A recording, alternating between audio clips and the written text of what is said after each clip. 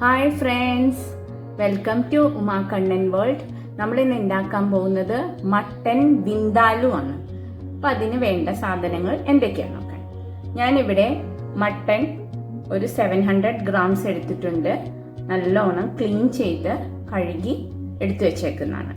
പിന്നെ നമുക്ക് വേണ്ടത് ഉണക്കമുളക്, ഡ്രൈ ചില്ലി, അതൊരു 6 എടുത്തിട്ടുണ്ട്. നിങ്ങളുടെ എരിവിന് അനുസൃതമായിട്ട് 6, 7, 8 എടുക്കാം. ചെറിയ കഷ്ണം ഇഞ്ചി, ജിഞ്ചർ, വെളുത്തുള്ളി, ഗാർലിക് ഒരു കുറച്ചെടുക്കണം. കുരുമുളക്, പെപ്പർ കുറച്ചെടുത്തിട്ടുണ്ട്. 2 ഏലക്ക, കാർഡമം 2 എടുത്തിട്ടുണ്ട്. പട്ട ഒരു ചെറിയ കഷ്ണം, ഗ്രാമ്പു ഒരു 3, മല്ലിപ്പൊടി 1 ടേബിൾ സ്പൂൺ എടുത്തിട്ടുണ്ട്. കടുക്. ഈ വിന്താലുവില് മെയിൻ ഇൻഗ്രീഡിയൻ്റ് എന്ന് പറയുന്നത് കടുകാണ്. കടുക് കുറച്ചെടുക്കുക. പിന്നെ നമുക്ക് അത്യാവശ്യമായിട്ട് വേണ്ടത് വിനീഗറാണ്. ഞാനൊരു കുറച്ച് വിനീഗറും എടുത്തിട്ടുണ്ട്. ഒരു 3 ടേബിൾ സ്പൂണോളം വിനീഗറും എടുത്തിട്ടുണ്ട്. ഫസ്റ്റ് നമുക്ക് ഇതെല്ലാം മിക്സിയിലിട്ട് വിനീഗർ ഒഴിച്ച് നല്ല പേസ്റ്റാക്കി എടുത്തിട്ട് വരാം. നമ്മൾ നല്ലോണം പേസ്റ്റാക്കി അരച്ച് എടുത്തിട്ട് വന്നിട്ടുണ്ട്. എല്ലാ ഇൻഗ്രീഡിയൻസും എടുത്തിട്ട് അതിൽ കുറച്ച് വിനീഗർ, നമ്മൾ എടുത്ത് വെച്ചിരുന്ന വിനീഗറും ഒഴിച്ച് നല്ലോണം പേസ്റ്റാക്കി അരച്ചെടുക്കണം. ഇനി ഇത് നമുക്ക് മട്ടനിലിട്ട് മിക്സ് ചെയ്ത് വെക്കണം. മട്ടനിലേക്ക് എല്ലാം ആഡ് ചെയ്തിട്ടുണ്ട്. ഇതിൽ കുറച്ച് മഞ്ഞൾപ്പൊടിയും ഉപ്പും മിക്സ് ചെയ്തിട്ടുണ്ട്.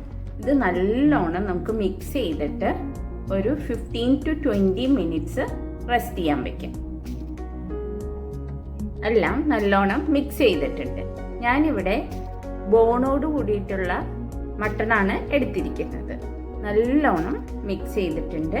ഇനി നമുക്ക് 15 to 20 മിനിറ്റ്സോ ഒരു ½ an hourോ ഇത് വെക്കാം.